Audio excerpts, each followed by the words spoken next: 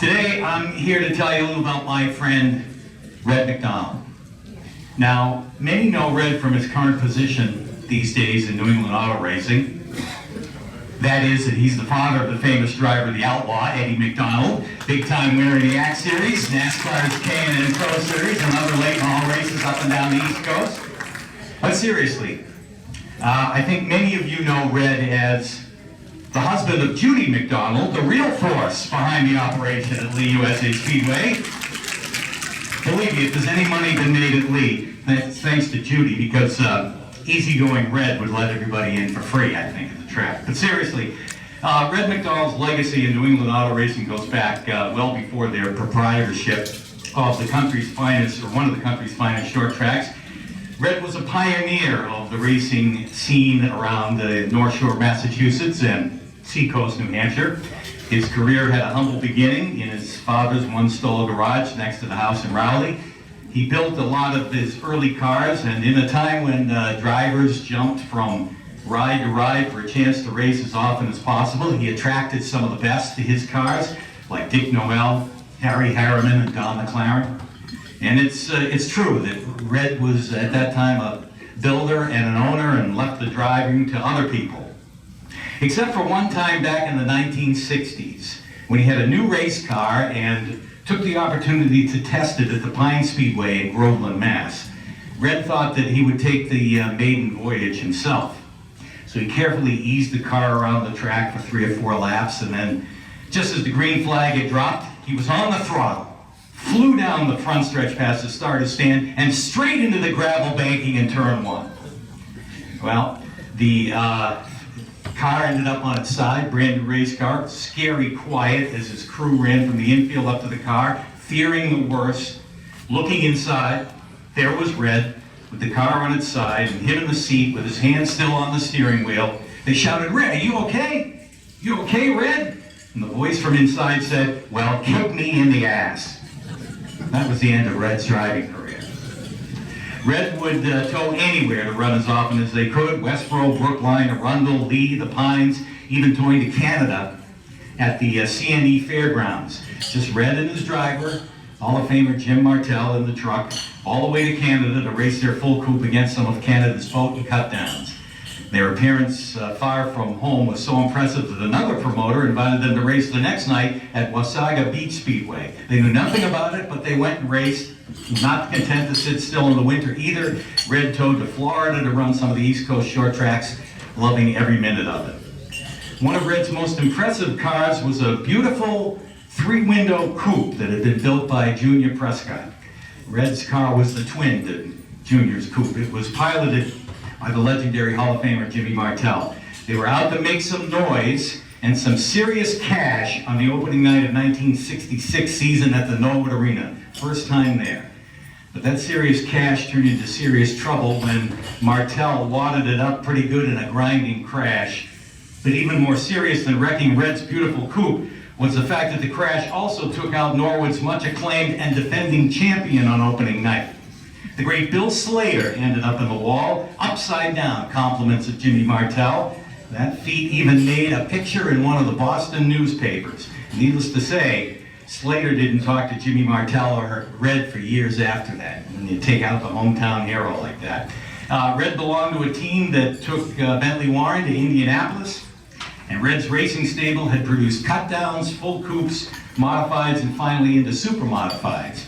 Great drivers like Jim Cheney and Dave Thomas piloted Red's potent supers to big wins and 2 classics. Red had become a real proponent of the super modifieds. But he wasn't content to just watch his own cars compete. He wanted more than that. At the height of his successful trucking business in Newbury, Mass., he decided to take on another stressful business. He wanted to operate a whole racetrack. So in 1987, Red and Judy bought the speedway located in Lee, New Hampshire, immediately adding enhancements to the facility and making it one of the finest short tracks on the East Coast. Right at the start, they established some big events that have become tradition in New England for over 30 years, or close to 30 years that they've had the Speedway. The annual opening race for the American Canadian Tour, the yearly appearance of the ISMA Super Modifieds for the Ollie Silver Classic, and a season-ending open competition Oktoberfest that traditionally draws over 300 race cars. NASCAR's K&N Pro Series and Whelen Modified Tour run there. There was even an appearance of Indy cars once upon a time, and annual stops at Lee for PASS, NEMA, MRS, and more make Lee a fan's destination several times a season. I've had the honor and pleasure of working for Red and Judy since they started at Lee back in 1987. Red's come a long way from its humble beginnings in that one-car garage on the North Shore. Now he provides a place for humble beginnings, a place that attracts beginners and veterans alike, on a beautifully manicured short track close to home. Lee has spawned many young drivers to go on and do great things. His son Eddie is just one example of someone that learned the skills on Red's third mile oval, and there are many more. Red MacDonald has had a storied career in New England auto racing, and he's not done yet.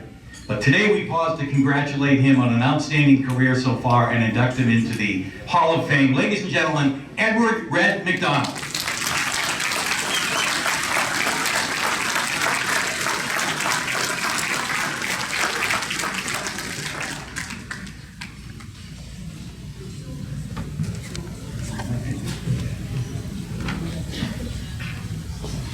Thank you very much for this, and I'm extremely honored to be inducted into this NEA Hall of Fame.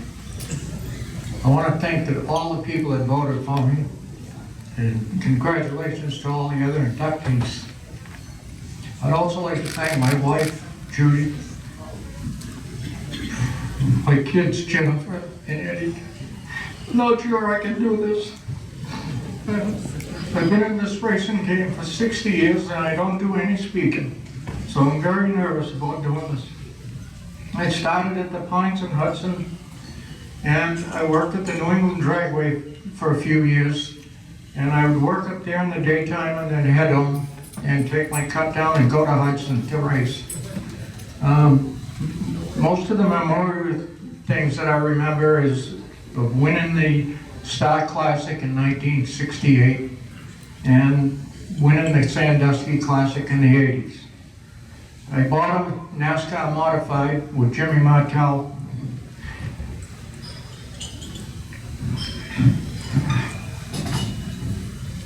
And we ran it at Norwood for a few years.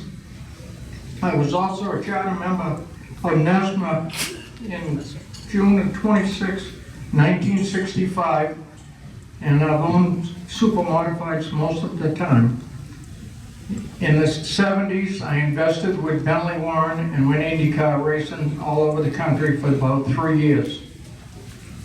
In 1975, we bought another modified and raced at Oswego to Thompson and Starr. And then we went to Florida many times with Nesma and raced on the dirt in Volusia, where we finished third one time against the World of All Bus. In the 80s, we won the Sandusky Classic. I bought the racetrack in 1986, and next year will be our 30th year.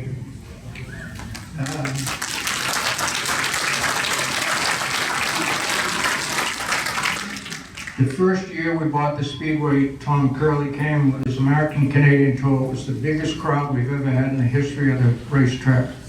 And I'm thankful for him to come in and helping me.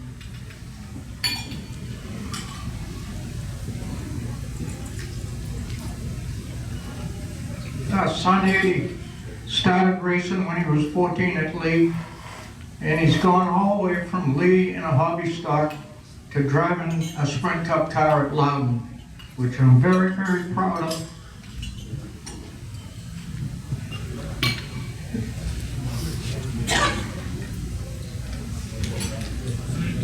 One of my biggest moments was to have Jeff Gordon drive one of my cars, and for him to come and congratulate Eddie on driving a Sprint Cup car.